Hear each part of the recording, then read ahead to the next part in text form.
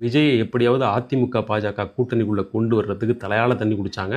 அவர் முடியவே முடியாதுன்னாரு. இதெல்லாம் கடந்த ஒரு சில மாதங்களாக நம்ம எல்லாரும் பார்த்துட்டு இருக்கிற உண்மை. இப்போ விஜய் பலவீனமான நிலைமையில் இருக்கிறார். இந்த கேஸை சிபிஐ எல்லைக்குள்ளே கொண்டு வந்துட்டோம்னாக்க விஜயை தான் என்ன சொன்னாலும் கேட்கும் நிலைமைக்கு கொண்டு வந்து விடலாம் அப்படின்னு அவங்க நினைக்கிறாங்க. அதை செஞ்சுருவாங்க. இப்போது ஆதவர்ஜுனம் மூலமாக நீதிமன்றத்துக்கு போயிருக்காங்க.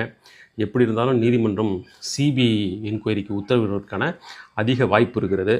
அப்படி போயிட்டா என்ன நடக்கப் போகிறது அடுத்து வரும் காலங்களில் அப்படின்னா, விஜயோட அரசியல் வேலை திட்டத்தின் ப்ளூ பிரிண்ட் பாஜக வரைந்து தருவதாக இருக்கும்.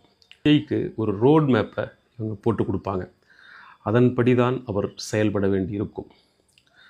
தேர்தல் நெருக்கத்தில் இவர்கள் கூட்டணியை நோக்கி அழைத்து செல்வார்கள். அது உறுதியாக நடக்கும். இது இமீடியட்டாக நடந்தால் ஒரு சந்தேகம் வரும். அப்படின்றதுனால இன்னும் ஒரு சில மாதங்களுக்கு விஜய் தனியாகவே இயங்குவதைப் போல ஒரு தோற்றத்தை காட்டிக்கொண்டு கொள்கை எதிரி அந்த எதிரின்னு சவடால் விட்டுக்கொண்டு ஒரு ஜனவரி நெருக்கத்தில் பாஜக அதிமுக கூட்டணிக்குள் விஜய் உறுதியாக இழுத்து செல்லப்படுவார்.